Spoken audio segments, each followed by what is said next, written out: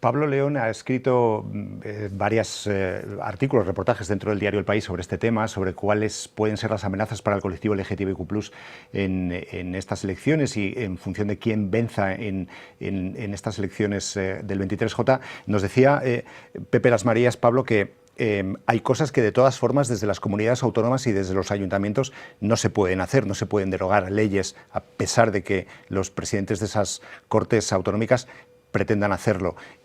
¿Qué efecto puede tener real en la comunidad, en el colectivo, el hecho de que esas cortes autonómicas o en esos ayuntamientos estén gobernados por pactos entre PP y Vox, donde Vox impone su agenda social? Bueno, pues hola a todos. Como bien dices, es verdad que en ayuntamientos y comunidades autónomas no se puede cambiar el marco general, pero al final no nos podemos olvidar que estamos hablando de las administraciones que están más cerca de la gente, ¿no? Las que deciden un montón de cosas cotidianas y que sí pueden afectar, ¿no? Por ejemplo, los gestos, yo creo que afectan en relevancia, ¿no? Poner la bandera o no poner la bandera. Un ayuntamiento ponga la bandera significa que apoya las reivindicaciones del colectivo y que apoya, digamos, los derechos humanos y los derechos del colectivo LGTBI. Hay otra cosa que también ocurre es con los presupuestos en los ayuntamientos. Esos presupuestos de las comunidades hacen acción a favor de la igualdad, a favor de la diversidad. Por ejemplo, también toman decisiones en cultura y hemos visto que un ayuntamiento de Madrid hace esta misma semana han vetado una obra, Orlando, de Virginia Woolf, una obra escrita en 1928 y que, bueno, pues por presión de Vox, pues en Valdemorillo han decidido que no se va a representar esa obra porque consideran que es LGTBI o feminista, no sabemos muy bien las razones. Entonces, todos estos pequeños hechos yo creo que sí que tienen un impacto real. Luego hay otra parte también, por ejemplo, los talleres de concienciación, ¿no? Ayuntamientos y comunidades financian muchos talleres de educación sexual y afectiva para mujeres en estos ámbitos. Vox ahí, pues, estos talleres desaparecerían, ¿no?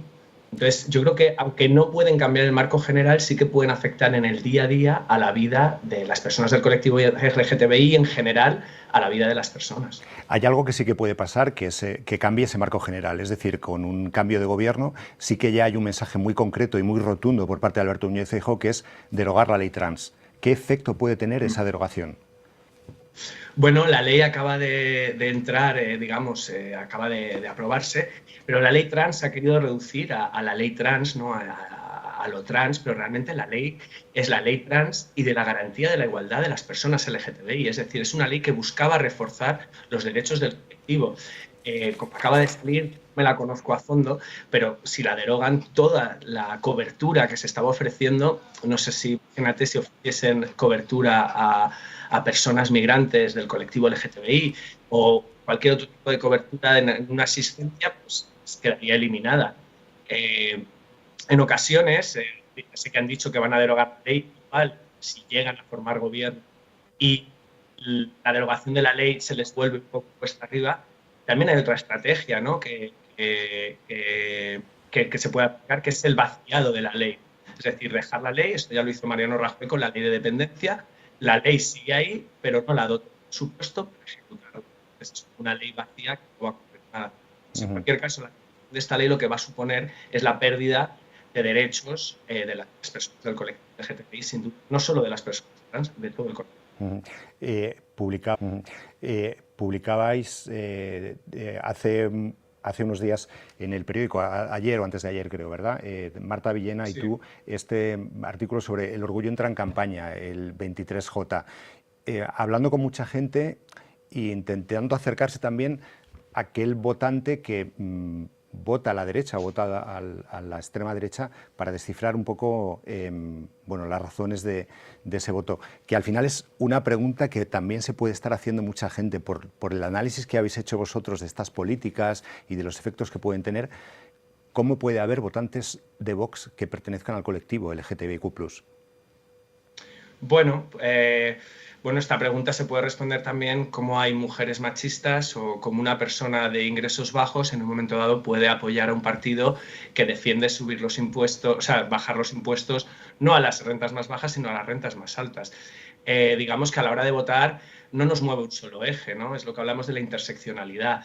Imagínate que buscamos una persona que emocionalmente o políticamente se siente identificado con los valores conservadores, pero por otro lado, forma parte del colectivo, ¿no? Pues ahí va a tener que decidir entre sus valores y buscar una vía de salida con la que se encuentre más cómodo y de acuerdo.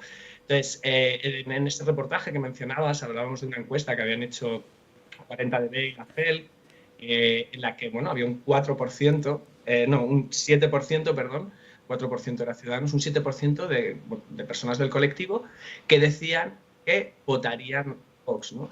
Bueno, pues yo creo que ahí también intervienen otros elementos, principalmente la clase social, la educación o, bueno, el sistema político en el que te mueves. Para elaborar ese reportaje hablamos con varios votantes conservadores, no todos quisieron salir, quisieron aparecer 2, hablamos con 5, pero también intentamos buscar un votante de Vox, ¿no? Para representar un poco la diversidad.